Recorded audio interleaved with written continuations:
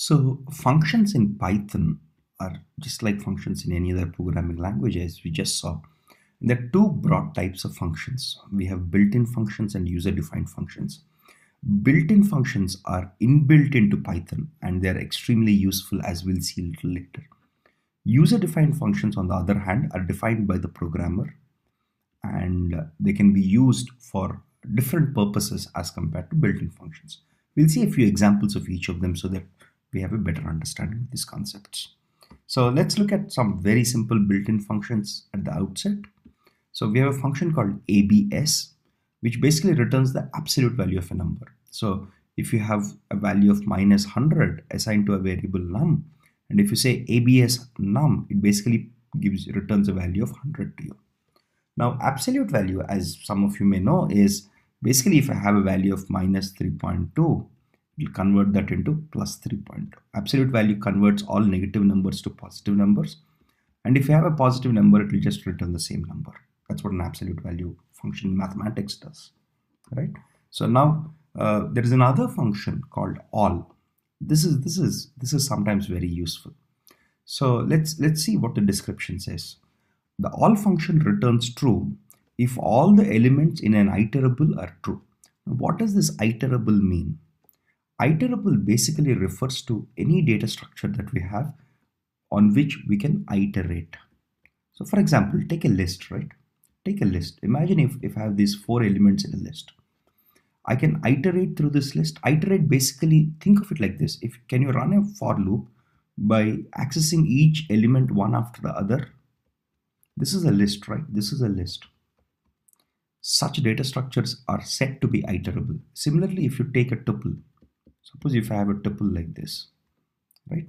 Then this tuple is also this tuple is also iterable because I can access one item after the other iteratively, right?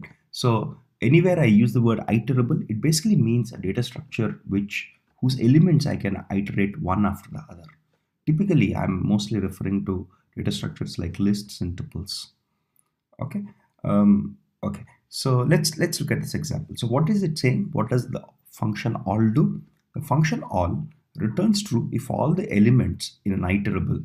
Easy way for you to remember is whenever you see the word iterable, read it as list or tuple or any other data structure or a set, right? Think about it that way. That makes your understanding much more simpler. So if all the elements are true, it returns true. If any element is false, it returns false. So let's look at an example here. A bunch of examples here. Let's go one by one. Imagine if I have a list containing these elements 1, 2, 3, 4. And if I say print all of list. Now it returns true because all these elements are non-zero. Now let's look at a slightly different example. Imagine if I have a tuple here. This is not a list. This is a tuple, right? Imagine if I have a tuple here with 4 elements and if one element is 0, because 0 is treated to be false internally within Python, when I say print all of LST, or in this case it's a tuple, it basically returns false. Now what happens if I have an empty list? Now let's look at it here. So when I have an empty list, when I say all of list, it returns true. This is how the function all is defined. Now I could also have a list with one value being Boolean, which is false. These two are integer. These two are integer. This is Boolean, right? Now when I say all of list here, since I have one value which is equivalent to Boolean false, it returns false for me, right? Very simple function, nothing very fancy, very, very simple. Now let's look at another function called dir. This is very, very useful. Let me explain what it does, right? So for example, imagine if I create a list of numbers and assign this to a variable called numbers. Now numbers belong to the data type list, right? Now whenever I say print dir of numbers, what it returns to me is another list. This is a list of all the attributes and functions that I have for the list data type. Like for example, for list, you have these functions, right? You have append, clear, copy, sort, remove, pop, insert. We saw some of them when we studied list data structure. So the dir function tells me or returns me all the variables or all the attributes associated with the data type. So the data type of numbers is list. So it returns to me all the attributes, functions, and variables that are associated with the data type list. Okay. So here is another example. Diffmod is a function. All these are inbuilt functions, by the way, just to reiterate the point. So diffmod basically takes two numbers. So if you say diffmod 9, 2, what it returns to me is a tuple first. And how does the tuple look? So when I divide 9 by 2, 9 2 4s are 8, and I have a remainder of 1. So this is my remainder and this is my quotient, right? So when I use the function diffmod, what it returns to me, it returns me the quotient and the remainder when I divide the first number with the second number. Okay, that's what the function diffmod does. Now let's move on to another function called enumerate. So what enumerate does is as follows. Let's look at an example so that it becomes easier for us to understand. Imagine if I have a list of numbers like 10, 20, 30, 40 assigned to a variable called numbers. Now, if I write this for loop, let's understand this for loop a little. I am saying, see, where am I use enumerate here? I'm using enumerate here. So when I say enumerate numbers, what it returns to me is it takes this list called numbers and it returns to me a pair of values. The pair is such that the first value in the I have index and num, right? Enumerate returns to me pairs of numbers where it takes the first value and it also returns to me the index. So when I print this, let's look at it and see what it returns when I print it, right? So that it's easier for us to understand. So what it prints for me is enumerate basically enumerates in English. Enumerate in English basically means to list. So what it is doing is it's listing each of the numbers, and when it's listing, it's also returning to me the index, right? So if you want to list a bunch of numbers in any iterable data structure, it could be a list itself, or it could be a tuple, or it could be a set, right? And what it returns to me is it returns to me these pairs of numbers called index and the actual value itself. And this for the syntax, so this is what I get. So if I want to get both the index at which a value is stored, right, this is a very simple way to do it. But here there is a catch. If you look at the enumerate functions definitions, I need to enter an iterable, and my default start value is 0. If I change the default start value slightly, so let's look at it with an example, right? So if I say comma 5, let's run this example now. Now what happens? See, earlier I didn't give any value here. The default value it assumes is 0. So when I say enumerate numbers comma 5, it starts the first index at 5. Right? Now if I change it, just to show it to you, if I change this to 10, right, and run this example, my first value starts at 10. Is this clear? This is a very, very simple idea. So enumerate is used to list enumerate in English simply means to list. So what enumerate does, it returns these pairs for you with index and the value itself, right? So the next very important functions are, so filter is a very, very useful function. Now to understand how filter exactly works, let's look at it from an example.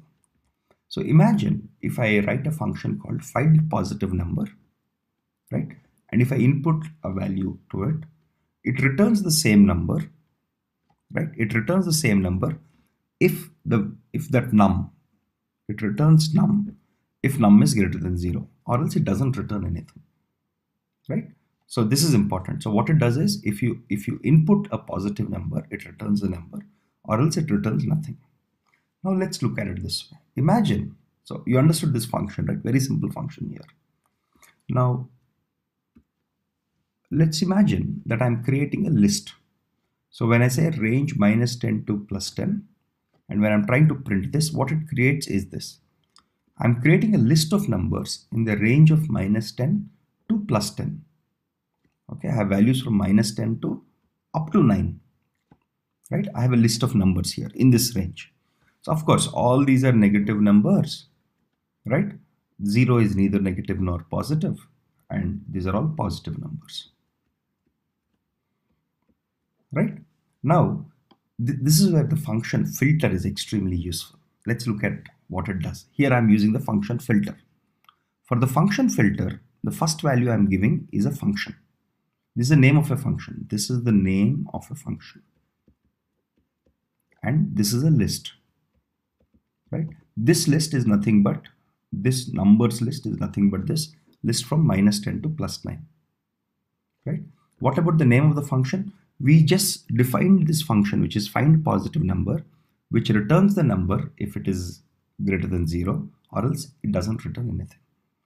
Now look at the fun part here. So the filter has two variables, the name of the function that you want to apply to filter out the points or to filter out the data, and a list, right? Now what happens is when I apply the filter function, let's assume it returns me a list called positive number list, right? Now if I print the positive number list, this is what it returns to me. So what filter did internally was, for every number in this list, for every number in the number list, it applied this function.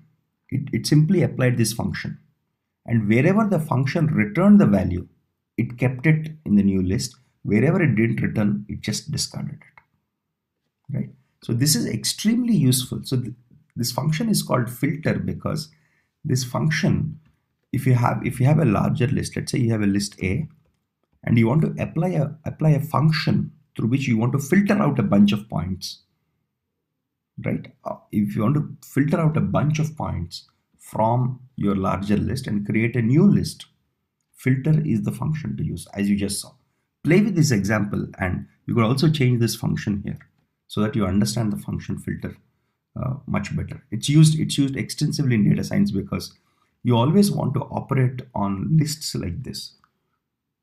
You want to apply a function on a list. Of course, you would have done this without the filter function by using a for loop, but filter function makes the code much more elegant.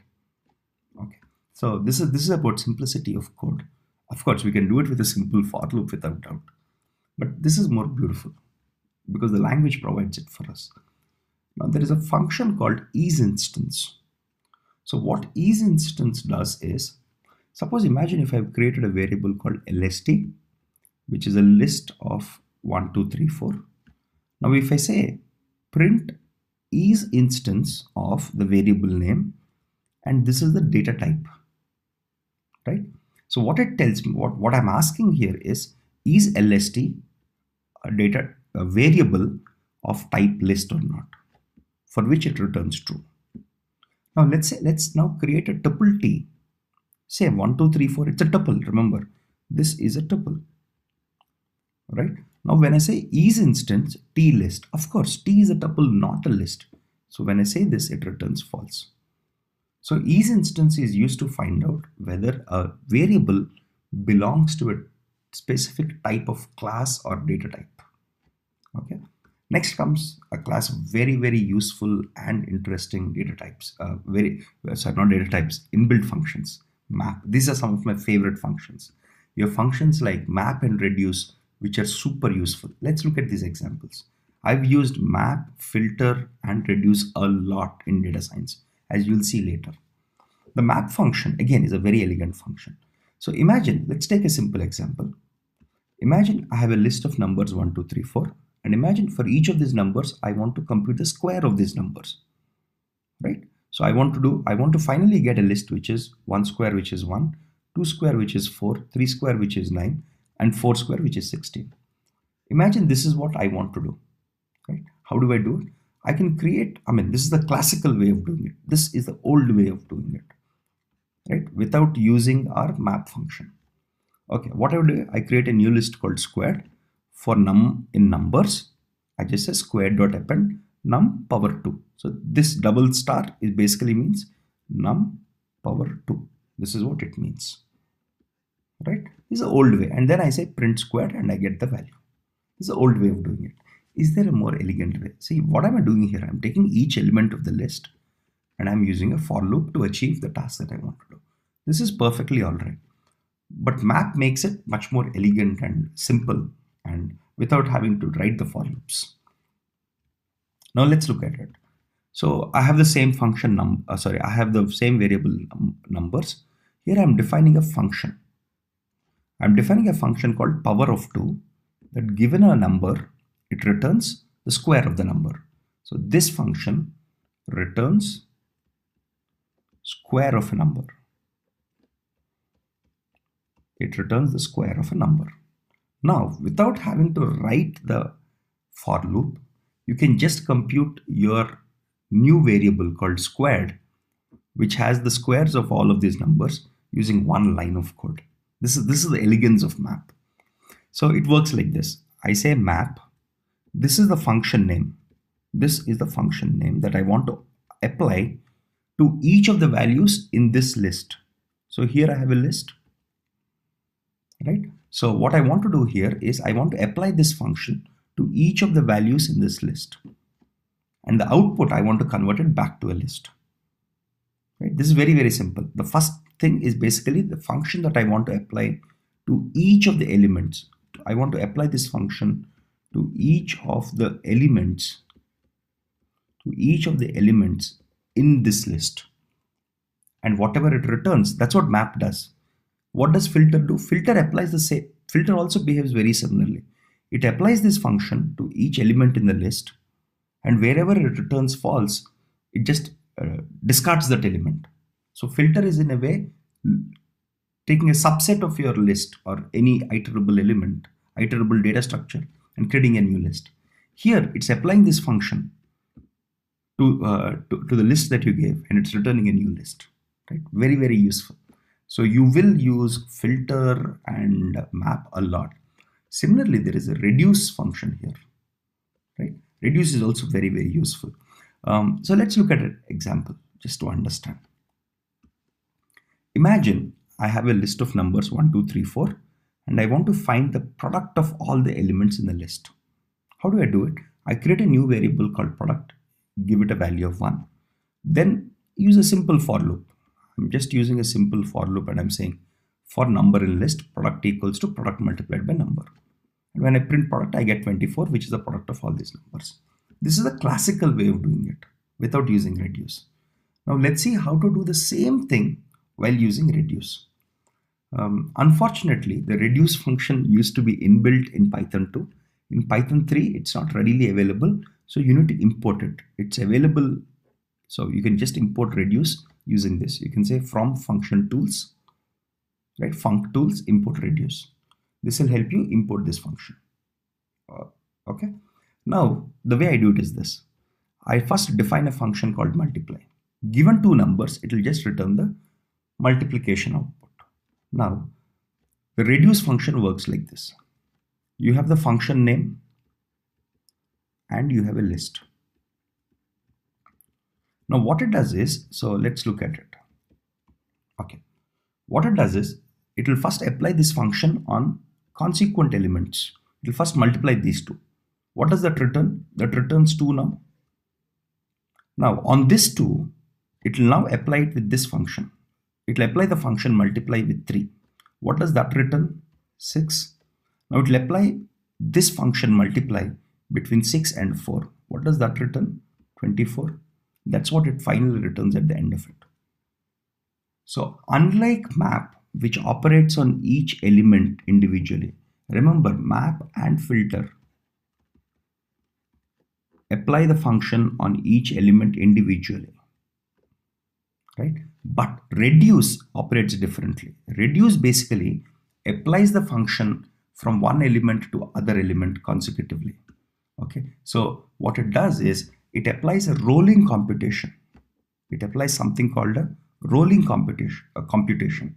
So we had these elements, right? So what does rolling computation mean? It first applies the multiplication operation between 1 and 2 that returns 2. Now instead of applying between 2 and 3, it does a rolling operation, which means it applies the multiplication operation or the function multiply between 2 and 3. that returns 6.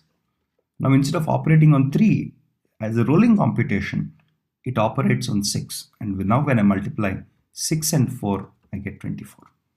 This is how rolling computation works. This is oftentimes very useful when you want to find sum of numbers in an array or product of numbers in an array or a list in this case, right? So this is what the reduce function does. Now, of all the functions that we saw here, filter, map, and reduce are the most used from a data science perspective. Okay, these are very, very important inbuilt functions for data science because these functions simply avoid the for loop. These functions simply avoid the for loop, especially in data science, where of course we can achieve what they're achieving using a for loop, but if we can avoid it, it will make life simpler and code more elegant. Okay, having said that, now let's go to some simple user-defined functions. These are very, very simple. Why do we write our own functions? Because whenever we want to reuse the function, whenever you see the elegance of functions are, suppose you write your function here. Okay, suppose you write your function here. Now if you have to call this function multiple times at multiple parts of your code, now instead of writing the same code again and again here, you're reusing the code. That's one of the most important reasons for defining your own functions. It makes code much more elegant, much more manageable, and it avoids retyping the same code again and again. Now let's come here. Okay, so imagine if I have a function called product of the numbers, right? So what it's doing, it's basically simply computing the product. Here I'm defining a function. We know how to define a function. So here product numbers is a user defined function. This is a user defined function. It's not inbuilt into Python. We are defining this function. And we can simply call this function, as you all know, we can simply call this function like this, right? Product of numbers, and I can give it 2 numbers. Very simple example. We all know this. Now let's use all the stuff that we know to create a very simple calculator. It's a very, very simple calculator. Okay, I'll just walk you through this code. It's a very, very simple example. So I'm creating a function called add, which adds numbers, multiply, subtract, and divide, right? Very, very simple. I'm creating 4 simple functions. Now I'm saying print these 4 values. Print select option, 1 for addition, 2 for subtraction, 3 for multiplication, 4 for division. And I'm using the input function here, which lets me input a number, right? So whatever input the user gives, whether it's 1, 2, 3, 4, I put in a variable called choice. Then I say input your number 1 and number 2, right? Now if choice equals to 1, what I'll do, I'll add these 2 numbers and print them.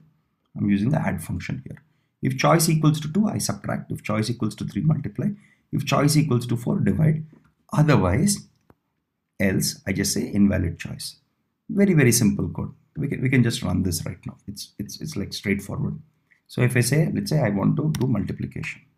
Let's say my first number is 12.2, my second number is 2.3, right? So the multiplication of both these numbers is 28.06. Like you have 9995, but this is roughly equal to 28.06 because it's 99999 here, right? So very simple code. Here, the reason we wanted to show this code here is because we are using all the concepts we learned, a lot of concepts we learned here.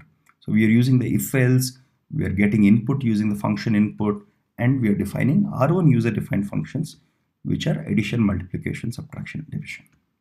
Very, very simple example, nothing very fancy.